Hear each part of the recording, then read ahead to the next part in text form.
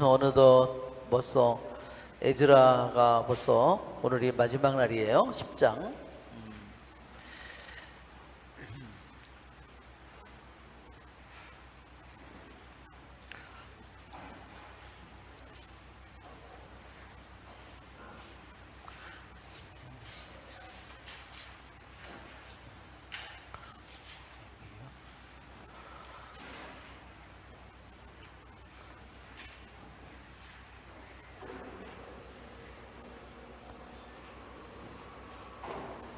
먼저 주님의 기도를 하고 바로 시작하겠습니다. 성부와 성자와 성령의 이름으로 아멘.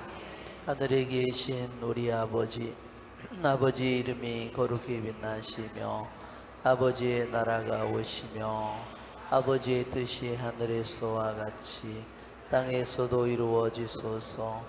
오늘 저희에게 일용할 양식을 주시고 저희에게 잘못한 일을 저희가 용서하오니 저희 죄를 용서하시고 저희를 유혹에 빠지지 않게 하시고 악에서 구하소서. 아멘. 성부와 성자와 성령의 이름으로 아멘. 네.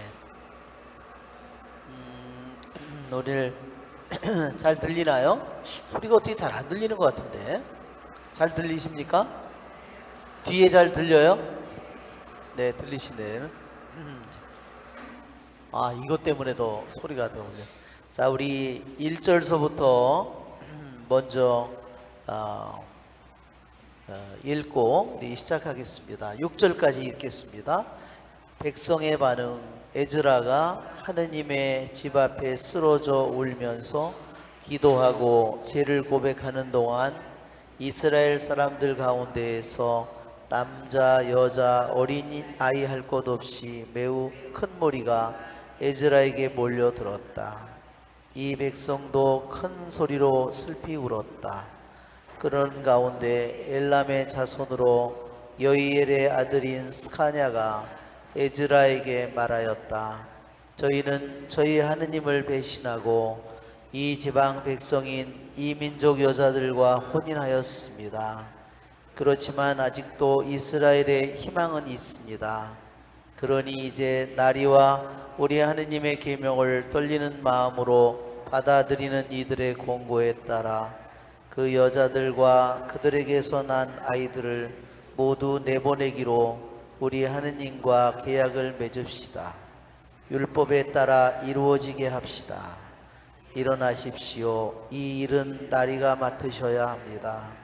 저희가 나리와 함께 있으니 힘을 내어 실행에 옮기십시오. 그러자 에즈라가 일어나서 사제장들과 레위인들과 온 이스라엘에게 이 말대로 실행하겠다는 맹세를 하게 하였다. 사람들은 그대로 맹세하였다. 그제야 에즈라는 하느님의 집 앞에서 물러나와 엘야십의 아들 여호하난의 방으로 갔다. 에즈라는 그곳에서 밤을 지내며 빵도 먹지 않고 물도 마시지 않았다. 돌아온 유배자들의 배신을 너무나 슬퍼하였기 때문이다. 네, 에즈라기에 10장까지 해서 1장서부터 6장까지는 에즈라가 등장하지 않습니다. 그렇죠? 에즈라가 등장한 것은 에즈라서 6장이 지나서 7장에 에즈라가 처음 등장합니다. 그래서 우리 도표를 보면, 우리 에즈라의 도표를 보면 이 이야기는 고레스가 저기 땅으로 돌아가라고. 이게 왜 안 먹지? 이게 약이 없나 본데? 먹네. 자, 귀향을 갔다가 돌아와서 그들이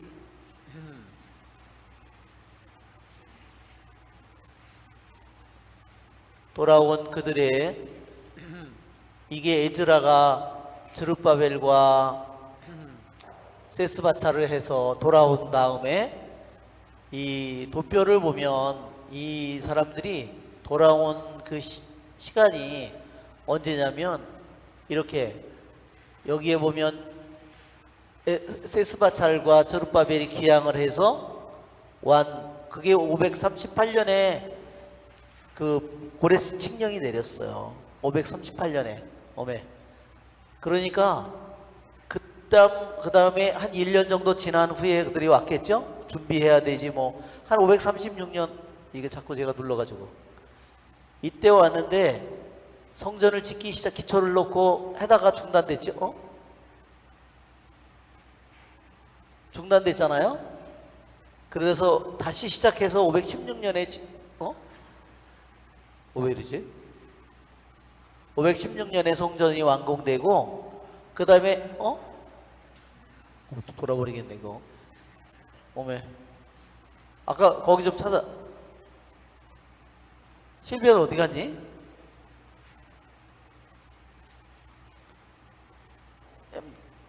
그러고 나서 58년이 귀향으로부터는, 돌아온 날로부터는 약 536년에 돌아와서 458년이니까 약 80년이 지난 거예요. 귀환해서 성전 짓고, 성전 지은 거로부터도 말하자면 몇십 년이 지난 후에 말하자면 이런 문제가 터졌습니다. 이방인 여자들하고 결혼했는데 그 가장 커다란 문제의 뿌리는 뭐냐면요, 여러분 이 10장을 한번 보면 10장에 뒤에 명단이 나와 있어요. 18절에 이 문제의 근원이 뭔지를 18절을 읽어보면, 자, 이민족 여자와 혼인한 남자들이 누구였냐 한번 읽어볼까요? 사제들의 자손들 가운데에서 이민족 여자와 혼인한 이는 다음과 같다. 여호차닥의 아들 예수아와 그 형제들의 자손들 가운데에서 마세야, 엘리에젤, 야립, 그달랴였다. 그러니까 이 사람이 누구냐면 이스라엘의 대사제예요. 대사제 아들, 대사제 그 형제들의 자식들이 그거에 제일 먼저 그렇게 그 사람들이 그 일을 했기 때문에 이게 누구에게도 다 들어갔냐? 다 백성 레위에게 다 들어간 거예요. 문제의 근원이 뭔지 아시겠죠? 이방인 여자하고 혼인하는 데 있어서 가장 커다란 역할을 한 것이 대사제였고 대사제 아들이었다는 거예요. 여러분 스가랴서를 한번 보세요. 스가랴서 거의 구약 성경의 마지막인데 스가랴서 3장에 보면요, 이 여호차닥의 대사제인 여호차닥의 이야기가 나와요. 자, 3장의 1절 읽어볼까요? 그가 주님의 천사 앞에 서 있는 예수와 대사제를 나에게 보여주었다. 그렇죠? 여기에 똑같은 대사제가 나오죠? 그의 오른쪽에는 사탄이 그를 고발하려고 서 있었다. 왜? 이 대사대에서 고발할 일이 충분히 많은 거예요. 너무나 많은 거예요. 왜?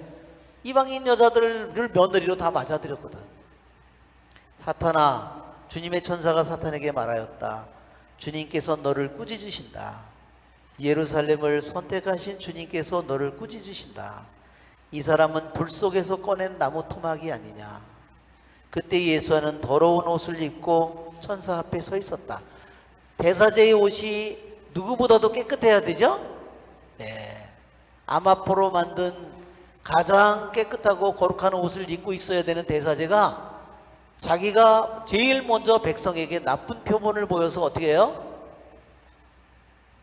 이방인 며느리를 맞아들여서, 그 여자는 말하자면 만약에 그 여자가 하느님을 받아들였다면 문제가 되지 않았을 거예요. 그런데 이방인 신을 섬긴 거예요. 그거 대사제 집안부터 이런 일이 벌어졌다는 겁니다. 천사가 자기 앞에 서 있는 사람들에게 저 사람에게서 더러운 옷을 벗겨라 하고서는 예수와에게 말하였다. 보아라, 나는 너에게서 네 허물을 치워버렸다. 나는 너에게 예복을 입혀주겠다. 그리고 너희는 그의 머리에 깨끗한 토본을 씌워라. 그래서 그들은 그의 머리에 깨끗한 토본을 씌우고 그에게 예복을 입혔다. 그동안에 주님의 천사가 곁에 서 있었다. 예. 왜 이제 깨끗한 예복을 입게 됐는지 아시겠죠? 이 회개를 통해서 그 자기의 이방인 여자 며느리를 내보내고 그 손주들도 다 내보낸 후에 그의 옷이 깨끗해진 겁니다. 자, 문제의 근원이 얼마나 심각한지 여러분 아시겠죠? 이런 문제가 있었기 때문에 그 사람들은 어떤 사람들이에요? 왜 에즈라가 이렇게 가슴 아파하는가? 왜 에즈라가 하느님 앞에 집 앞에 쓰러져서 저녁 때까지 자기 옷을 다 찢고 사제 옷까지 찢고 머리카락도 뜯고 수염도 뜯고 저녁 때까지 넋이 나가서 왜 있었을까? 왜 했는지 아시겠죠?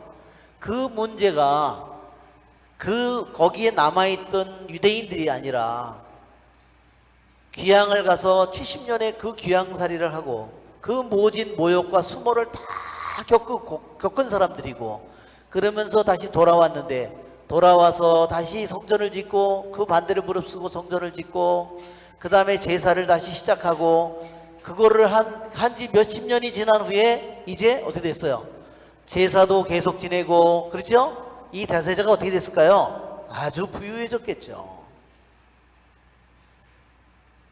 거기에서 그러면서 유혹이 온 겁니다. 이게 이런 심각한 아주 중대한 문제가 있었기 때문에 대사제부터 이런 대사제의 집안에 그 문제가 뿌리 깊이 그 악이 들어와 있었기 때문에 에즈라가 이것을 어떻게 할 수가 있는지 정말 대책이 없잖아요. 자기는 대사제가 아니잖아요. 바로 이스라엘의 최고 지도자인 대사제의 집안과 레위들과 이 사람들에게 이 문제가 뿌리 깊이 그들 안에 자리 잡고 있었다는 겁니다. 그래서 에즈라는 정말로 깊이 슬퍼했던 거예요. 지난번에도 우리가 말라키서의 말씀을 들었죠?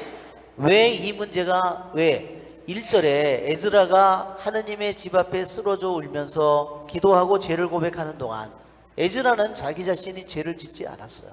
누가 죄를 지었죠? 대사제와 백성들이 죄를 지었고 본인은 죄를 짓지 않았지만 너무너무나 자신이 죄를 지은 것 마냥 너무너무나 깊이 슬퍼하고 있어요. 이것이 에즈라의 모습을, 에즈라가 어떤 영혼인지를 우리에게 보여줍니다. 우리들도 내가 우리나라에 누가 어떤 끔찍한 죄를 짓고 누가 어떤 죄를 지었을 때 우리들도 그를 비난하는 것으로 끝나서는 안 된다. 우리들도 에즈라처럼 자기가 짓지 않았지만 자기가 지은 것 마냥 자기 백성이 지은 죄를 자기가 맡아서 자기가 슬퍼하고 아파하고 있는 겁니다.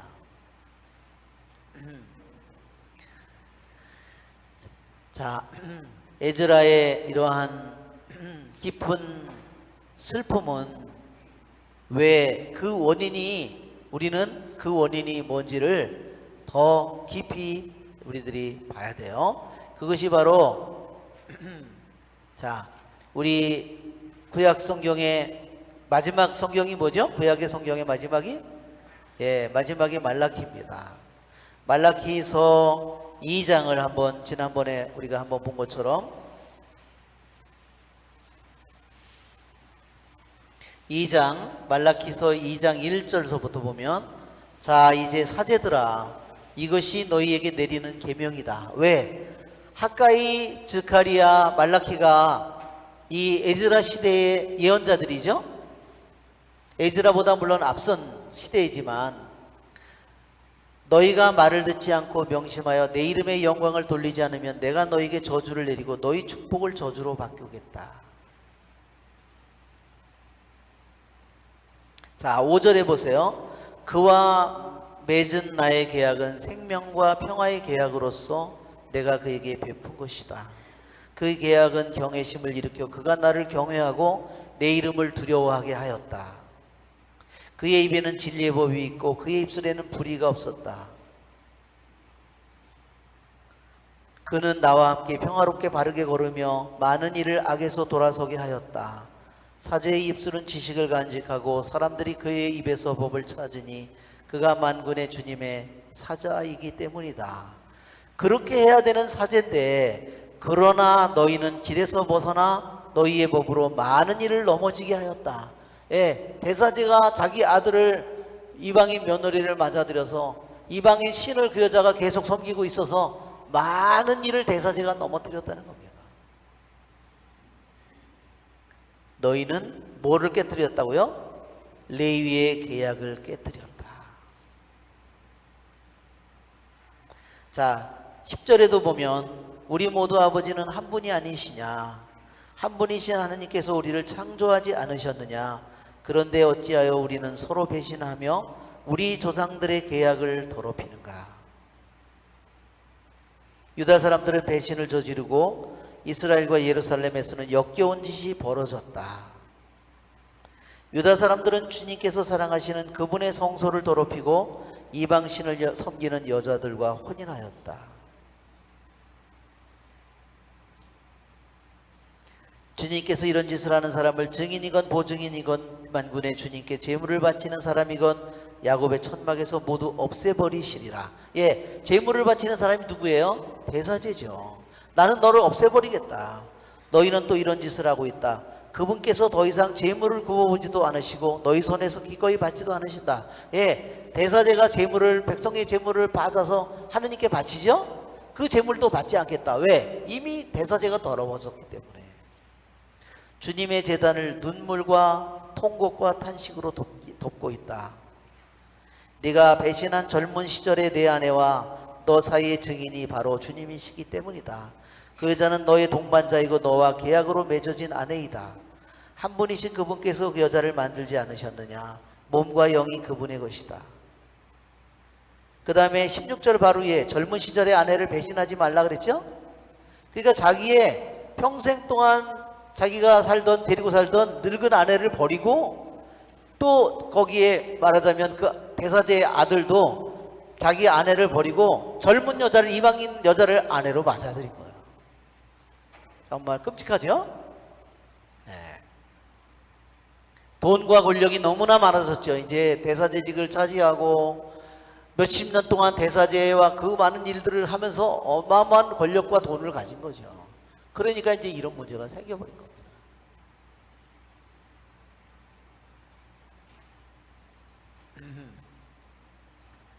자, 우리들이 이 문제를 여기에 보면 자,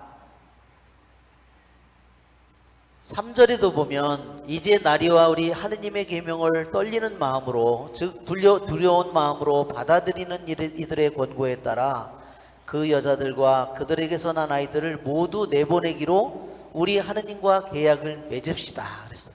즉 뭐냐면요, 계약이 깨진 겁니다. 하느님과 이스라엘 백성 사이에 맺은 계약이 깨진 거예요. 가장 근본적인 이 원인이 여기에 있는 겁니다. 하느님과 이스라엘 백성과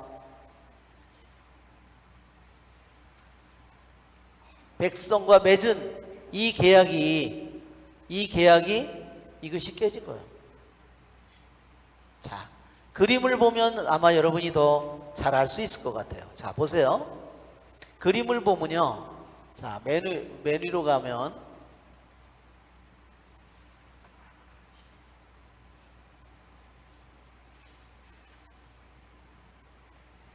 자, 이게 시나이산이죠? 시나이산이에요. 첫 번째 계약은 어디서 맺어졌어요? 시나이산에서 맺어졌습니다. 자, 여기에서 시나이산에서 첫 번째 계약이 맺어졌는데 이 계약으로서 뭐가 생기는 거냐면 하느님과 이스라엘 백성 사이에 계약이 맺어진 거예요. 그래서 처음으로 뭐냐면 하느님 백성이 탄생한 거예요. 그 전까지는 아직 하느님의 백성이 아니에요. 말하자면 계약을 맺음으로써 나는 너의 하느님이 되고 너는 나의 백성이 되는 겁니다. 이것이 바로 하느님과 이스라엘 백성이 하나로, 남자와 여자가 결합하듯이요, 하나로 결합하는 겁니다. 유대인에게 결혼이라고 하는 것은 뭐냐? 유대인에게 결혼은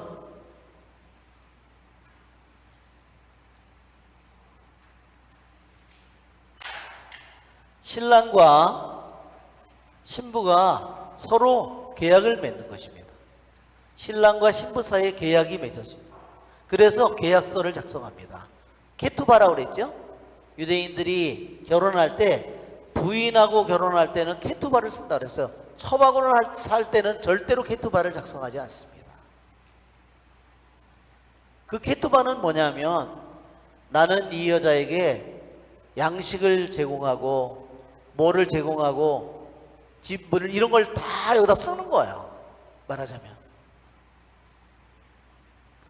이것이, 그 다음에 이것을 누구의 이름으로 이 계약을 맺어요? 이 계약을 신랑과 신부가 결혼할 때 계약을 맺는데, 신랑과 신부 결혼이요 뭐냐면, 결혼이 이 사람들에게는 결혼이 뭐냐면 계약이에요. 그냥 몇 년 동안 살고 이런 것이 아니라, 이 계약이라고 하는 것은 어때요? 영원히 풀리지 않는 이 매듭이에요, 말하자면. 근데 이 결혼을 할 때 누구의 이름으로 계약을 서로 맺는 거냐면, 하느님의 이름으로 계약을 맺는 겁니다. 하느님의 이름으로. 하느님의 이름을 부르는 겁니다. 그러니까 하느님의 이름으로 맺어지는 거죠. 자, 이와 똑같이 하느님과 이스라엘 백성에도 이렇게 계약으로 그들이 완전히 하느님과 이스라엘 백성이 한 신랑과 신부처럼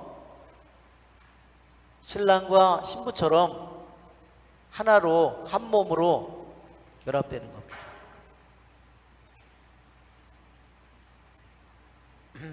이것이 바로 시나이산에서 이루어졌는데, 이 계약을 맺을 때 피는 뭘로 뿌리죠?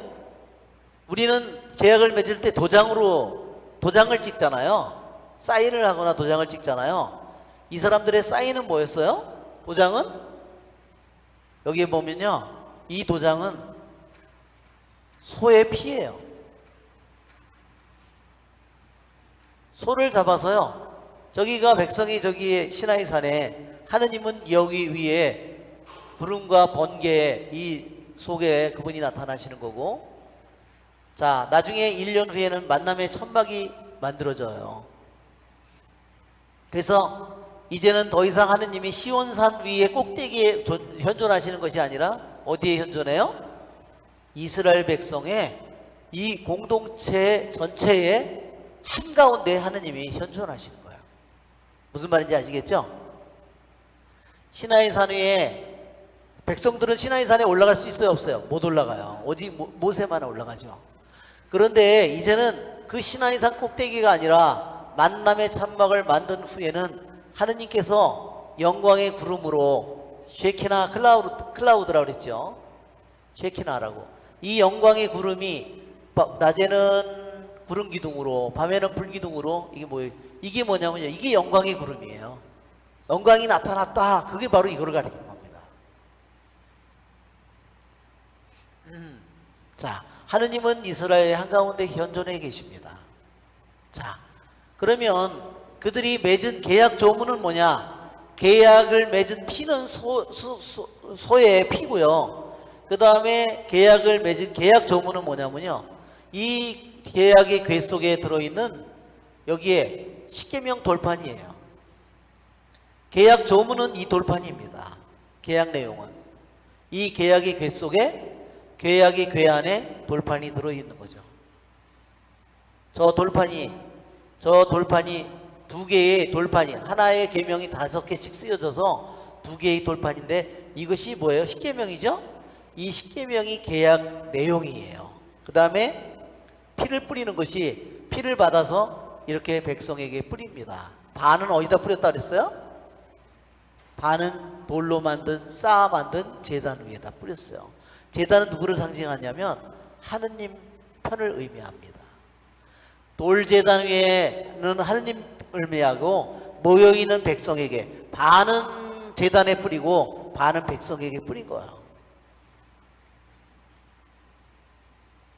자, 그런데 이 계약을 깨트리는 일이 이스라엘 백성에게 생기죠.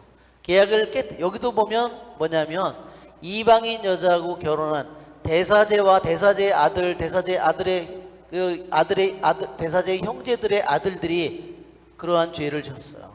그것은 왜 중대한 문제냐? 자, 이 그림을 보면 이 만남의 장막과 이스라엘 진영이 형성되어 있는 이 모습을 보면은요, 제일 한가운데 만남의 장막이 있고 거룩하신 하느님께서 여기 현존해요. 그러면 이 만남의 장막 주위에 제일 가까이 진을 친 사람들은 누구죠? 레위들이죠. 말하자면 여기가 어디가 동쪽일까요? 어디가 동쪽일 것 같아요? 여기가 동쪽입니다. 지성소가 있는 쪽이요, 서쪽입니다.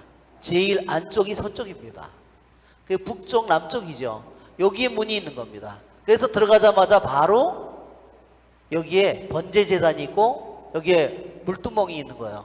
그 다음에 성소를 들어가고 지성소를 들어가는 거죠. 자, 이 이스라엘의 진영을 사람들이 시족들로 여기서 살 때요, 진을 칠 때 제일 가까운데 여기는 누가 있어요? 여기는 모세와 아론이 있어요. 여기는 누가 있어요? 레위들이 있어요. 여기 이쪽 다 레위예요. 레위의 크핫이 사제 집안이에요. 여기가 사제 집안. 크핫, 게르손, 무라리 지파가 세 벽을 완전히 둘러싼 거예요. 왜 둘러쌌을까요? 거룩하신 이곳에 아무나 마음대로 들어들지 못하도록 이 거룩함을 지키는 사람들이 레위들이에요. 그 레위들이 여기에 아무나 절대로 못 들어가도록, 그것을 동물이든 어떤 것이든 그걸 들어가지 못하도록 막는 것이 레위들이고, 그 다음에 대사제는 지성소에 1년에 한 번 들어가잖아요. 근데 대사제 자체가 죄를 지어. 그러면 여러분, 레위기에 이미 벌써 나오잖아요. 대사제가 죄를 지으면요, 이미 온 백성이 죄를 지은 거예요. 왜? 대사제는 온 백성을 대표하는 사람, 하느님 앞에 온 백성을 대표하는 사람이기 때문에요. 그러면 만일 대사제가 나병이 걸리면 어떻게 될까요?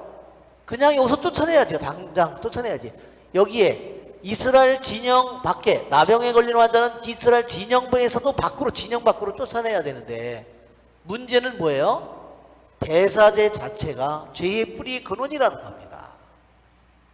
이러니 이게 이 전체를 어떻게 된 거예요? 성소 자체를 완전히 오염시킨 거예요. 완전히 더럽힌 겁니다.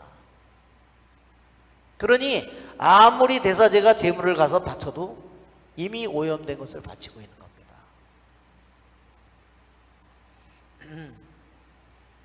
이 끔찍한 일이 바로 대사제와 대사제의 집안을 통해서 이것이 들어온 겁니다.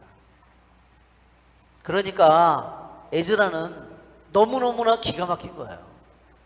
그래서 그것이 1년, 2년, 10년, 20년, 30년 지나면서 너무너무나 깊이 그것이 뿌리를 내렸어요. 이스라엘 귀환에서 돌아온 자기의 그 열심한 그 동포들 사이에서 그것이 너무너무나 깊이 뿌리를 내렸다는 겁니다. 그러니까 에즈라가 넋이 나간 거죠. 너무너무 슬프고 자기의 힘으로는 그것을 어떻게 할 수가 없는 거예요. 먼저 그가 한 것은, 그가 울면서 그가 기도하고 하느님께 죄를 고백하고 하느님께 용서를 청하는 기도를 한 것입니다. 그것이 바로 에즈라 10장에서 백성이 문제를 일으켜서 정말 죄악이 깊이 자기네 동포 안에, 정말로 자기네 사제 집안, 레위의 집안에까지, 예배 성전 안에까지 깊이 들어와서 자리를 잡았는데, 그것을 어떻게 이 모든 것을 되돌릴 수 있을지 하느님께 용서를 먼저 청하고 슬피 울고 있습니다. 자, 그래서 어떻게 되느냐? 이스라엘 사람들 가운데서 남자 여자 할 것 없이 매우 큰 무리가 에즈라에게 몰려들었다. 이 백성도 큰 소리로 슬피 울었다. 예. 백성들은 감히 엄두를 내지 못했을 거예요. 왜 그렇죠? 그 사람이 레위고 대사제니까 자기들이 그 사람을 어떻게 그 사람을 바꿀 수가 없는 거예요. 자기네들의 힘으로는 도저히. 그런데 이 모든 일들을 결국 에즈라가 알게 됐고, 에즈라가 그 모든 일을 다 해결할 힘은 없지만 에즈라가 한 것은 에즈라의 영혼이 너무너무 그 모든 일들을 깊이 깊이 아파하고 슬퍼한 겁니다.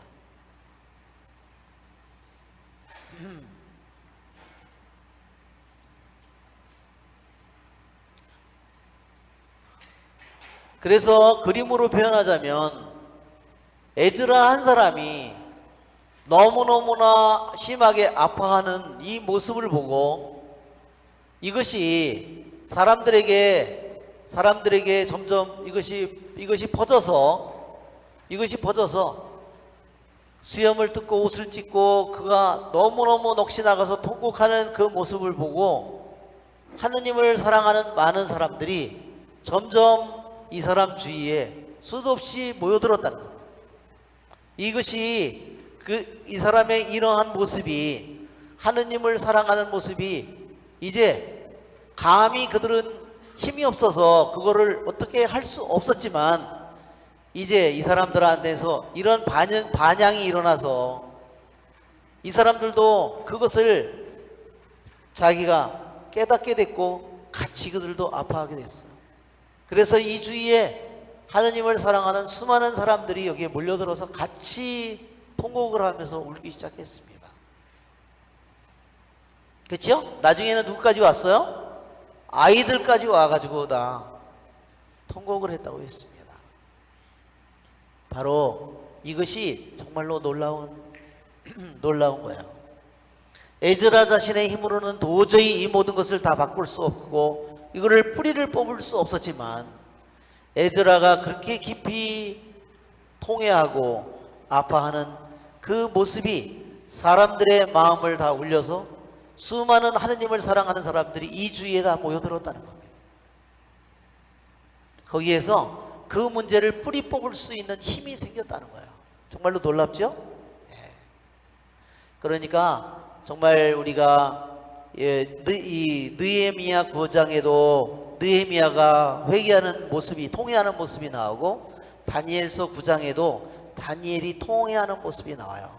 귀향을 가서 그 귀향지에서 통회하는 이 다니엘의 모습이 자신의 이스라엘 백성을 구원하는 것처럼 여기에 에즈라 한 사람이 이 통회하는 이 모습이 얼마나 놀라운 것을 가져오는지, 정말 이러한 것을 볼 때 우리는 정말 위로를 받지 않을 수가 없습니다. 그렇죠 여러분? 예. 자신이 지은 죄가 아니지만 남의 죄를, 이게 중재의 기도예요. 정말 자기가 그 모든 죄를 예수님처럼 다 지고 그가 신음하고 아파하고 있습니다.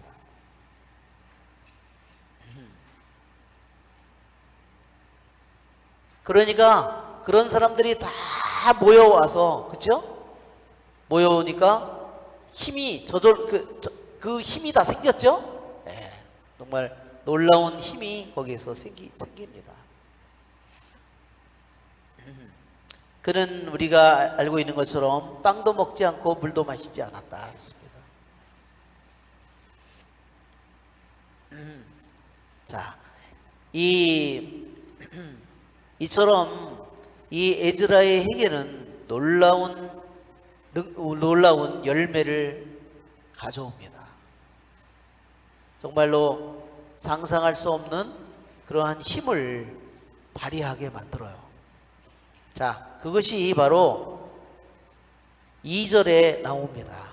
그렇게 저녁 때까지 에즈라는 넋이 나가서 그는 울고 있었지만 엘람 자손으로 여이엘의 아들인 스카냐가 에즈라에게 말하였다. 저희는 저희 하느님을 배신하고 이 지방 백성인 이 민족 여자들과 혼인하였습니다. 그렇지만 아직도 이스라엘에 희망은 있습니다. 이렇게 얘기를 했어요.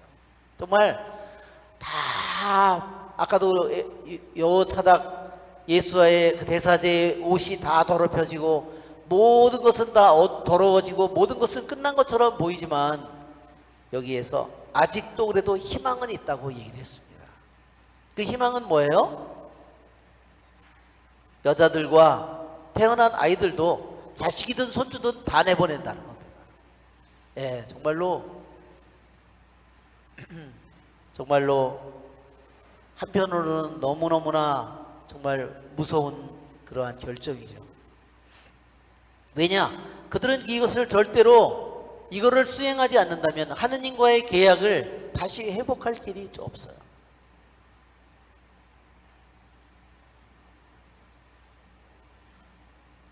자, 하느님과의 계약을 깨트리면 자, 어떻게 될까? 우리가 계약을 깨트리는 그런 얘기가요, 우리 어디서 나오는지 여러분 아시죠? 탈출기에서 우리 이스라엘 백성이 황금송아지를 섬기죠. 탈출기 32장을 보세요.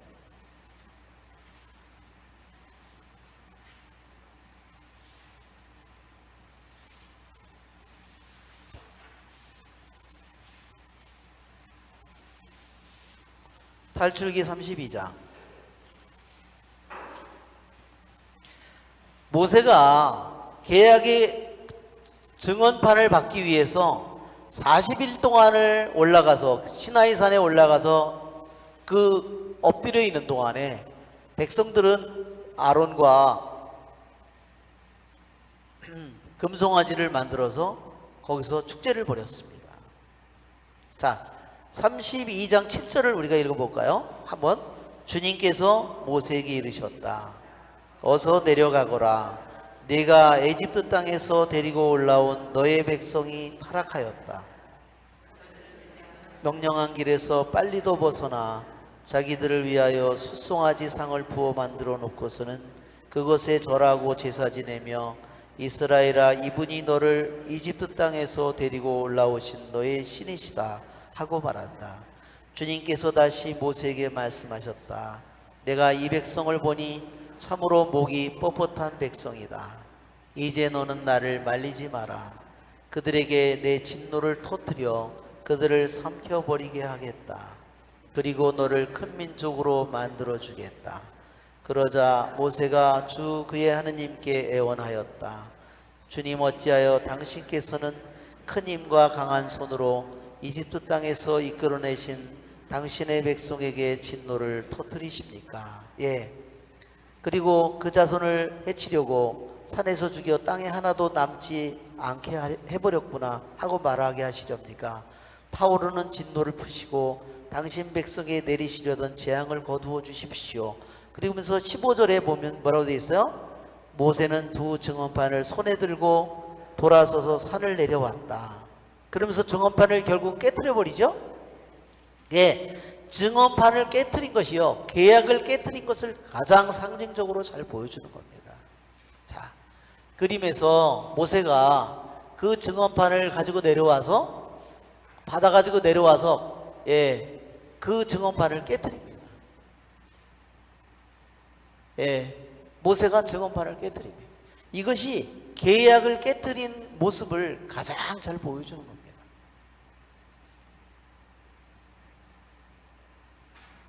자, 25절에 계약을 깨트린 그 처벌이, 벌이, 죄의 결과는 25절, 32장 25절을 보세요. 25절에 모세는 백성이 제멋대로 막 뭐 술에 취하고 뭐에 취하고 뭐 해서 난리를, 축제를 치내고 있는데 말을 안 들어요. 아론이 그들을 제멋대로 하게 내버려 두어 적들에게 조롱거리가 되었던 것이다. 모세가 진영대문에 서서 누구든지 주님 편이거든 나에게로 오너라 하고 외치자 레위의 자손들이 그에게 모여들었다. 모세가 그들에게 말하였다. 주 이스라엘의 하느님께서 이렇게 말씀하신다. 너희는 각자 허리에 칼을 차고 진영의 이 대문에서 저 대문으로 오가면서 저마다 자기 형제와 친구와 이웃을 죽여라. 레위의 자손들은 모세가 분부한 대로 하였다. 그날 백성 가운데서 몇 명이? 3,000명가량이나 쓰러졌다. 예. 그러니까 어떻게 죽은 거예요? 이 레위들 손에 의해서 자기 형제, 사제들도 여기 레위들이잖아요. 원래 레위의 집안, 레위 사람, 사제들도 모두 다 레위 집안 사람이에요. 그러니까 거기에 아론 밑에 있는 사제들이며 레위들이며 이 사람들이 이 축제를 벌였을 거 아니에요. 그러니까 레위들이 결국 찔러 죽인 게 자기 형제들 찔러 죽인 거예요. 몇 명이나 죽었어요? 3,000명이나 죽었다 그랬습니다. 그렇지 않았으면 어떻게 됐을까요? 이스라엘이요, 하느님의, 아까도 있죠, 하느님의 계약을 깨뜨린 진노에 의해서 그들이 다 멸망하는 겁니다. 자, 모세는 증언반을 모세의 업적 중에서 탈출기를 공부할 때요, 저도 놀랐어요. 모세가 한 일 중에요, 가장 위대한 일이 뭐냐면 홍해 바다를 건넌 게 아니에요. 뭐냐면요, 증언반을 깨뜨린 겁니다. 왜 그런지 아세요? 증언반을 깨뜨린 게 왜 저 증언반을 안 깨뜨렸으면요, 이스라엘 백성이 다 멸망했다는 겁니다. 완전히.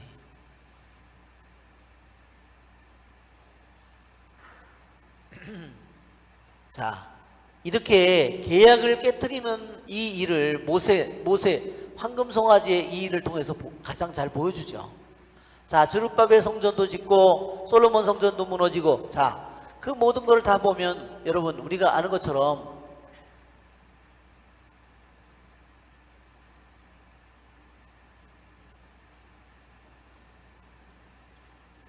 이스라엘 백성이 멸망하는, 이 불타는 예루살렘이 멸망하는 모습이죠. 587년 완전히 멸망하는, 불타는, 이게 뭐예요? 이게 하느님의 진노예요. 계약을 깨뜨린 하느님의 진노. 하느님의 진노라고 생각하지만 다른 말로는요, 이게 하느님의 거룩한 불이에요. 하느님의 거룩한 불은, 그것이 당신 백성이든 아니든 하느님의 거룩한 불은 모두를 태워버리는 겁니다. 더러운 것을 다 태워버리는 겁니다. 우리 인간의 언어로 그거를 진노라고 표현하는 거죠. 그러나 그것은 거룩한 불이에요. 무슨 말인지 아시겠죠?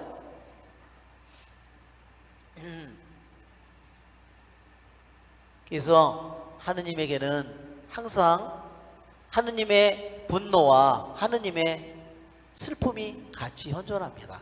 여러분, 마르코 3장을 한번, 지난주에 복음인데 마르코 3장을 한번 펴보세요. 예수님의 모습을 보면 마르코 3장에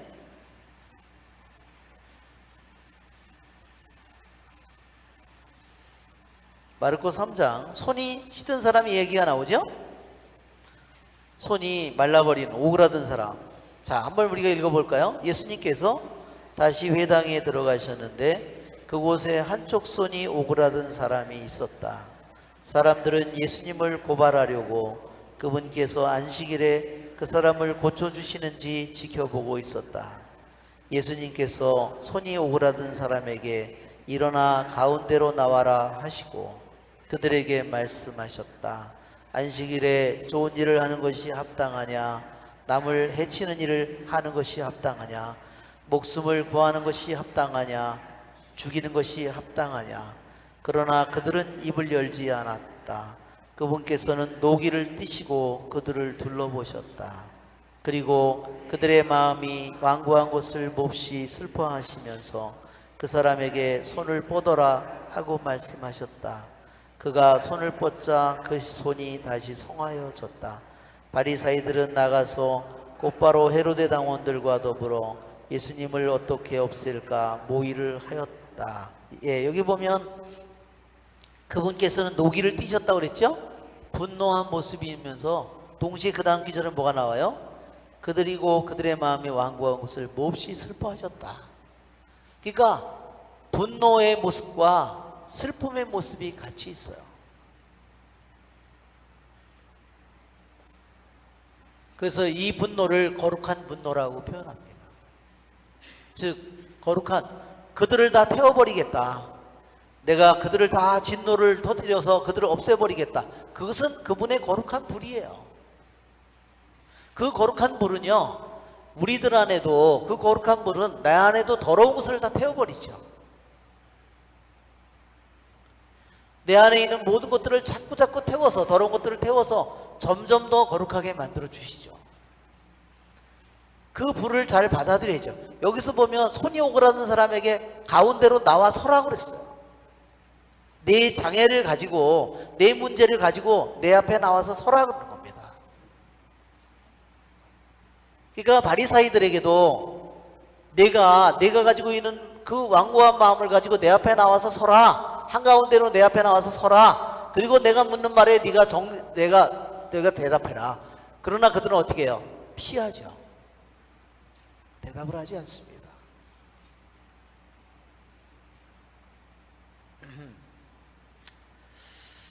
자, 이것이 계약을 깨뜨린, 첫 번째로 계약을 깨뜨린 하느님의 분노가 타오르는, 하느님의 분노만 또한 우리는 성경을 표현이 안 돼 있다 하더라도 하느님이 슬퍼하는 모습을 또한 우리는 짐작할 수 있어요.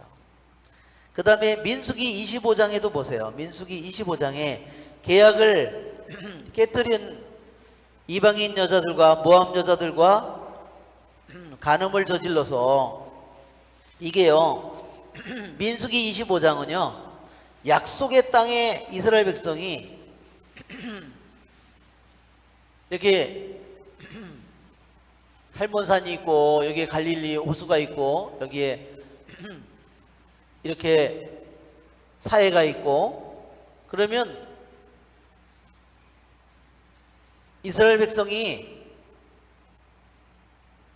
시나이 산에서 여기를 거쳐서 다 여기를 돌고 방황을 40년을 하다가 결국은 여기 와서 약속의 땅에 넘어가기 직전에 마지막 장소가 여기예요. 시딤이에요. 이게 모압 벌판이에요. 거기서 모압 여자들에게 저기에서 40년을 거기까지 와서 마지막 순간에 수많은 영혼이 멸망하는 겁니다. 여기에 바알불이라고 25장 1절을 읽어보면, 이스라엘이 시딤에 머물러 있을 때 백성이 모압 여자들과 불륜을 저지르기 시작하였다.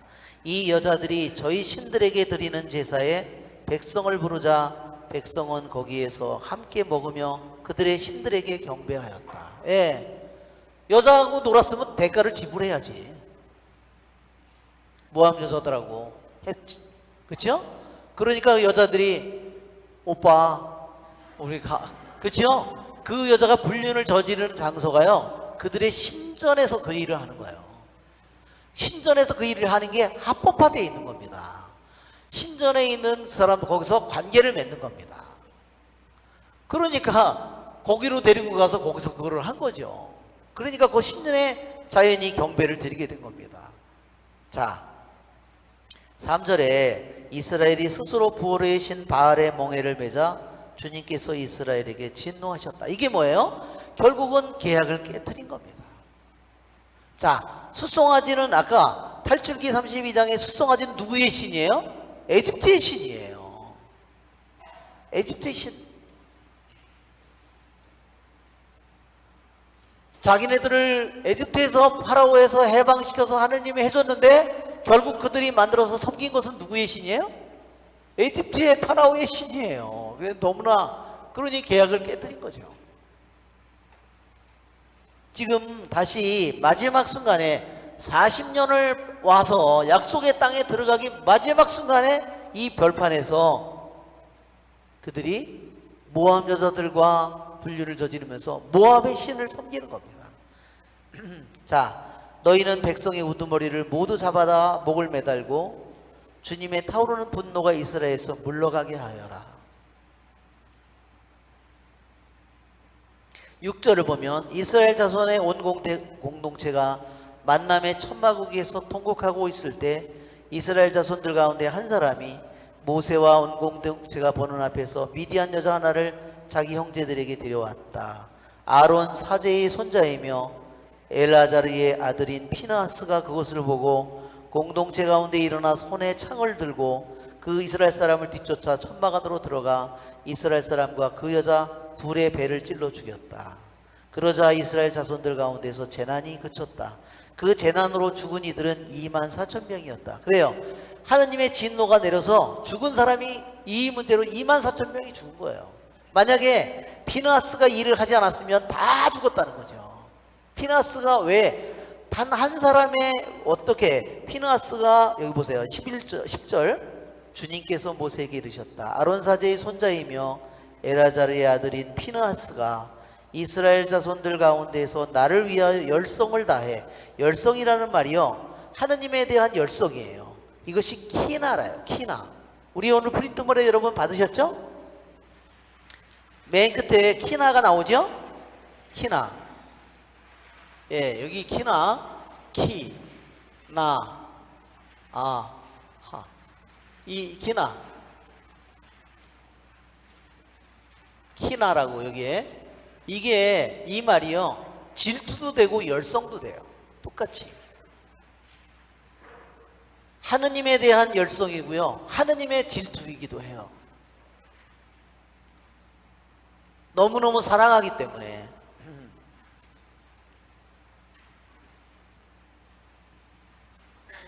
즉, 이 피느하스가 하느님의 열성, 하느님의 질투를 똑같이 느꼈다는 거예요.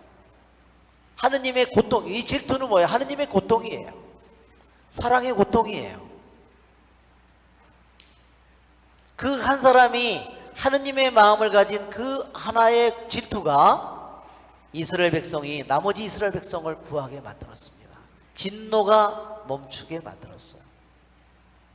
오늘도 이 에즈라 여기에서, 즉 10장에서 에즈라라고 하는 한 사람의 그 열성과 에즈라가 가지고 있는 하느님에 대한 그 사랑의 마음이 바로 이스라엘 백성들을, 이 진노를 벗어나게 만드는 겁니다. 그게 놀라운 일이죠. 그렇죠 여러분? 네.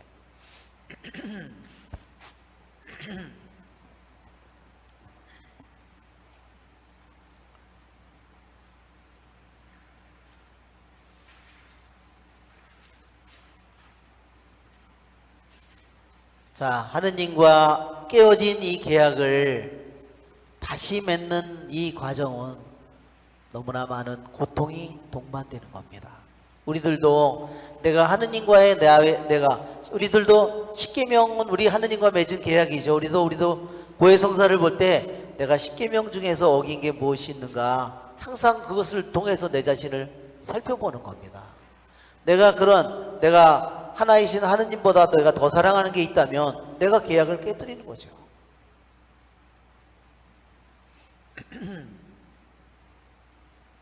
하느님과의 계약을 깨뜨릴 때 나는 그분에게 축복을 받을 수가 없습니다. 계약에 따른 축복과 저주가 있잖아요. 그렇죠 여러분? 우리들도 하느님과 계약을 맺은 사람들이죠. 구약의 이스라엘 백성은 황소의 피로써 우리 계약을 맺었지만, 우리는 누구의 피로? 우리는 예수님의 피로 계약을 맺었어요. 그래서 그것을 어기는 것은 내가 예수님의 피를 짓밟는 겁니다. 하느님의 거룩함을 짓밟는 겁니다.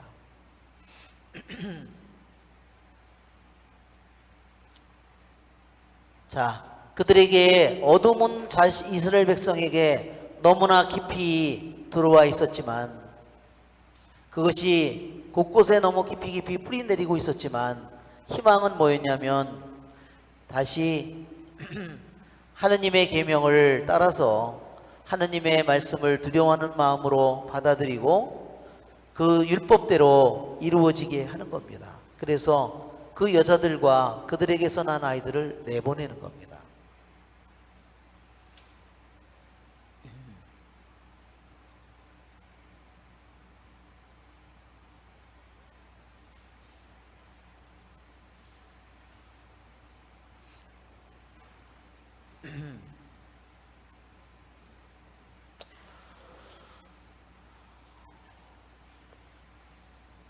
그것이 바로 그들이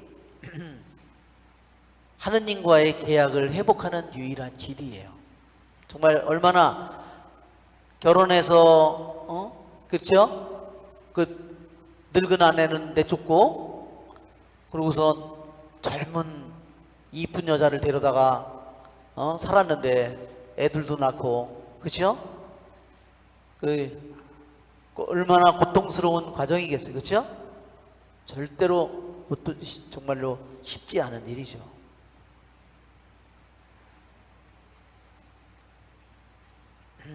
자, 4절에 보면 일어나십시오. 이 일은 나리가 맡으셔야 합니다. 저희가 나리와 함께 있으니 힘을 내어 실행에 옮기십시오. 예, 이제 에즈라가 이제 정말 그것을 뿌리 뽑는다는 것은 여자도 내보내야 되고 애들도 내보내야 되는데, 정말 왜 에즈라가 쓰러져서 저녁 때까지 못 일어난지 이해가 되시죠? 그거를 인간의 힘으로 어떻게 하겠어요? 그것도 다 대사제에다가 레위들에다가 돌아온 귀양자들인데 다. 그런데 이제 자기와 같이 아파하는 수많은 이제 그것이 뭐냐면, 그들이 죄가 너무너무 오래되면 무감각해져 버려요. 그렇죠? 10년 20년 된 사람 고해성사 보면 와서 무슨 얘기할 것 같아요? 죽을 죄를 졌습니다. 너무 많아서 얘기를 할 수가 없습니다. 그게 다예요. 너무 무감각해져 가지고, 그렇죠? 네. 그거밖에 하지 못합니다. 정말 이스라엘 백성이 그러한 대사제부터 레위들부터 그 죄가 뿌리 깊이, 그것이 아예 자기네들은 뿌리 뽑을 힘이 없고 그냥 그렇구나, 그냥 그렇게 이게 세상이구나 이렇게 무감각해져 가면, 그렇게 그들이 그것을 아파하지도 못하고 슬퍼하지도 못하고 뿌리 뽑지도 못하고, 그런 사람들이 에즈라를 통해서 그 죄를 뼈저리게 그들이 깨닫고 아파하기 시작한 겁니다.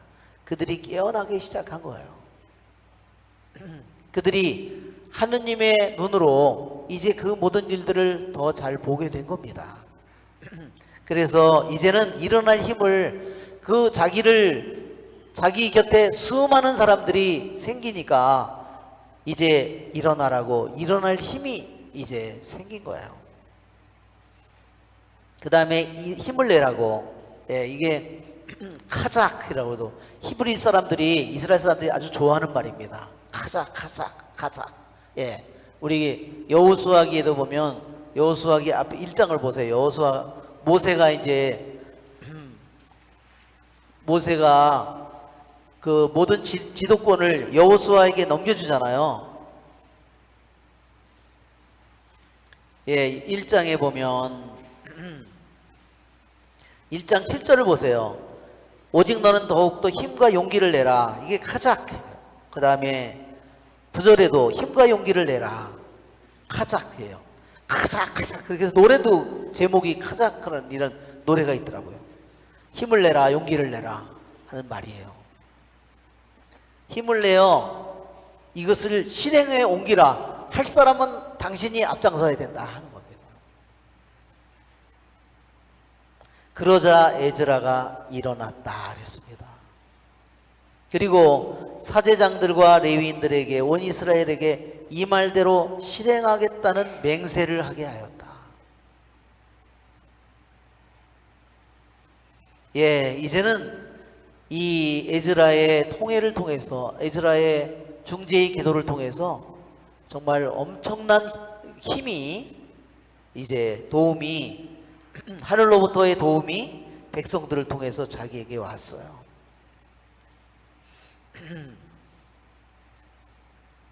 에즈라는 하느님의 집에서 물러나와 엘리야십의 아들 여호하난의 방으로 갔다. 이게 성전에 있는 사제들을 위한 방이에요. 여기로 간 겁니다. 에즈라는 그곳에서 밤을 지내며 빵도 먹지 않고 물도 마시지 않았다. 돌아온 유배자들의 배신을 너무나 슬퍼하였기 때문이다. 네, 우리 잠깐 쉬었다가 우리 두 번째 시간 하겠습니다.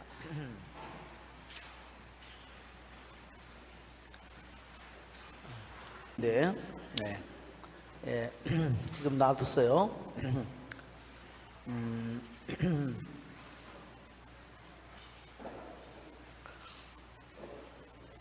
이제 결정은 하느님과의 계약을 깨어진 관계를 회복하고 성전은 더럽혀졌고 제사도 더럽혀졌고 이제 그것을 다시 회복하기 위해서 아주 극단적이고 단호한 조치를 취하기로 했어요. 그것은 바로 이방인 여자와 거기서 태어난 아이들을 다 내보내는 정말로 아주 단호한 조치를 그들이 이제 실행을 하게 됩니다.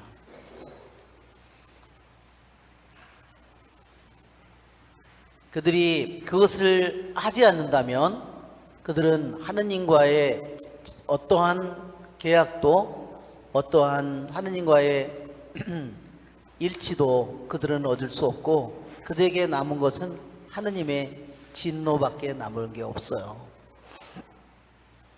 그래서 그것 때문에 그 백성을 구하기 위해서 에즈라가 그렇게 슬퍼하고 있는 겁니다.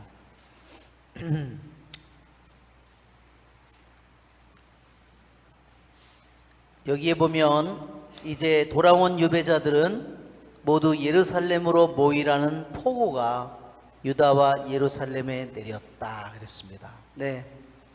이제 귀향을 갔다 돌아온 사람들은 3일 안에 모두 예루살렘에 모이라는 겁니다. 누구든지 사흘 안에 오지 않으면 수령들과 원로들의 결정에 따라 모든 재산을 몰수당하고 돌아온 유배자들의 회중에서 내쫓긴다 하는 겁니다. 자, 이 모든 재산을 몰수당한다는 이 표현이 뭐냐면요, 헤렘입니다. 헤렘은 완전 봉헌물을 얘기할 때 하는 말이에요. 헤렘. 예, 이 헤렘 또는 이렇게도 쓰는데 이 발음이 아주 강한 발음이기 때문에 CH로 또 쓰고 있는 겁니다. 헤렘. 이것은 완전 봉헌물입니다. 우리 성경에서 나오는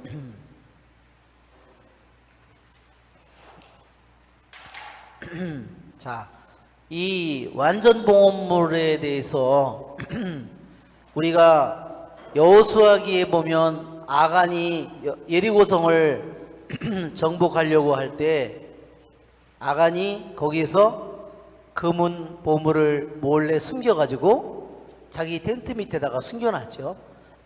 그걸로 인해서 아간이 처형을 받아서 죽게 됩니다.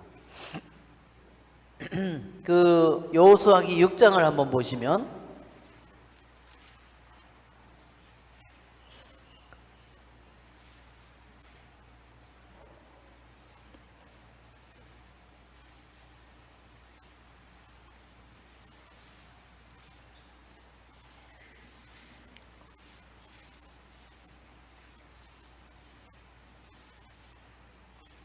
(6장 21절) 자, 남자와 여자 어른과 아이 소와 양 나귀 할 것 없이 성읍 안에 있는 모든 것을 칼로 쳐서 완전 봉헌물로 바쳤다.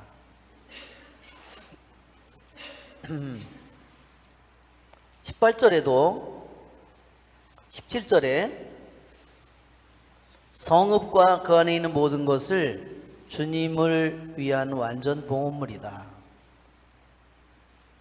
18절에 너희는 완전 봉헌물에 손을 대지 않도록 단단히 조심하여라. 그렇죠? 이 헤렘이라고 하는 것은 완전히 다 없애버리는 겁니다. 죽이든지 태워버리든지 완전히. 그러니까 금은 같은 거는 정말 아깝잖아요. 그죠? 그러니까 그런 완전 봉헌물로 바쳐야 되는데 유혹이 생기기 쉬운 거죠. 그러면 먼저 신명기 20장을 한번 펴보세요. 또한 신명기 20장에 보면 20장 17절을 보세요. 16절 주 너희 하나님께서 너에게 상속제사장으로 신명기 20장 16절.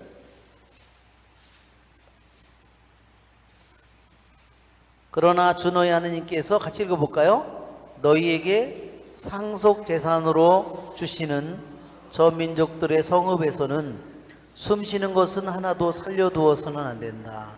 너희는 주 너희 하느님께서 너희에게 명령하신 대로 히타이트족, 아모리족, 가나안족, 프리즈족, 히위족, 여부스족을 모조리 전멸시켜야 한다. 그래야 그들이 자기 신들에게 하는 온갖 역겨운 짓을 너희도 하라고 가르쳐서 너희가 주 너희 하느님께 죄를 짓게 되는 일이 없을 것이다. 자, 이게 헤렘이라고 하는 것은요, 뭐냐면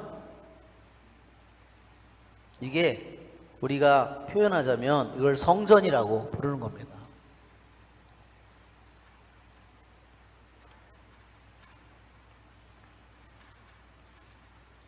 거룩한 전쟁이다 이런 뜻이에요. 거룩한 전쟁.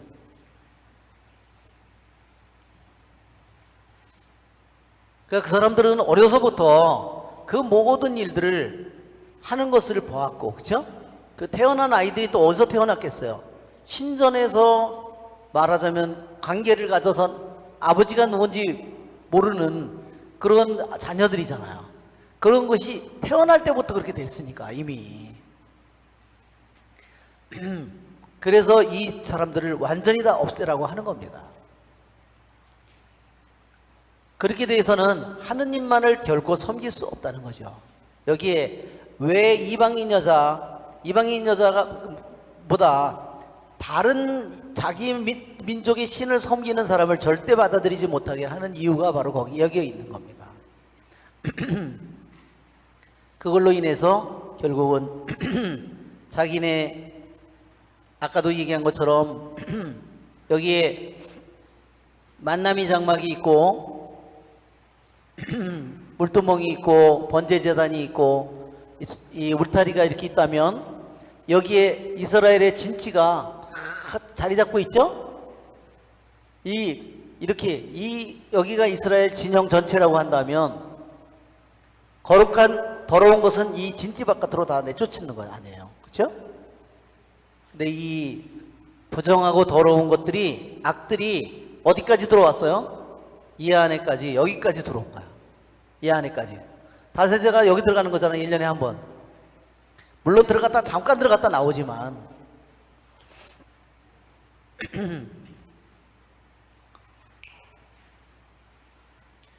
그러니까 모든 재산을 몰수당한다.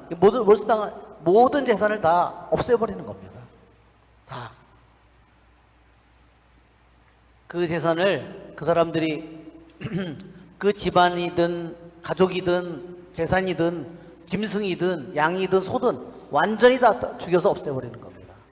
그렇게 결정을 내린 겁니다. 그리고 또한 돌아온 유배자들의 회중에서 내쫓긴다. 예, 재산을 이렇게 다 헤렘 완전봉헌물로 바치고 돌아온 유배자들의 회장에서 사람들은 그 다음에 완전히 쫓아내는 겁니다. 그러니 안 올 수가 없죠. 그렇죠? 네. 그럴 수 있는 그것은 뭐냐면 에즈라가 페르시아의 왕으로부터 그러한 전권을 받았기 때문에 그것을 집행할 수 있는 법적인 그 권한을 가지고 있었던 거예요. 에즈라가. 페르시아의 법을 지키고 그 다음에 이스라엘의 유다의 하느님의 법을 집행할 수 있는 힘을 에즈라가 전권을 받았기 때문에 그 일을 하게 된 겁니다.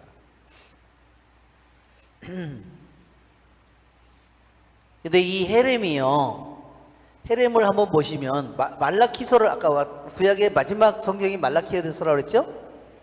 근데요, 말라키서가요, 이 구약의 마지막 귀절이요, 헤렘으로 끝난다는 겁니다. 놀라운 일이. 구약 성경의 마지막 귀절이요, 24절, 3장 24절을 한번 보세요. 그가 부모의 마음을 자녀에게 돌리고 자녀의 마음을 부모에게 돌리리라. 그래야 내가 와서 이 땅을 파멸로 내리치지 않으리라.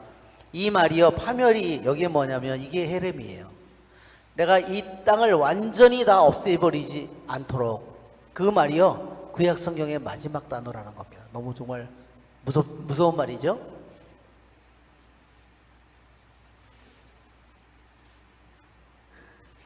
예, 이러한 것을 우리가 보면 구약 성경의 마지막 기절이, 말라키의 마지막 기절이 이 땅을 완전히 다 쳐서 완전히 다 파멸로 완전히 태워서 없애버리는 그런 파멸로 치지 않도록 이런 헤렘으로 끝난다는 이 사실이 바로, 그래서 누가 와요? 그러면서 말라키 예언자 다음에 아무 예언자도 나타나지 않잖아요. 그러면서 몇백 년을 지나온 다음에 구세주가 나타나는 겁니다. 예, 그런 것을 보면 정말 예수님께서는 세상의 파멸을 막기 위해서 그분이 구세주로 오시는 거예요. 예, 파멸로 내리치지 않도록 그 기절이 몇백 년 동안 이어지는 겁니다. 말하자면.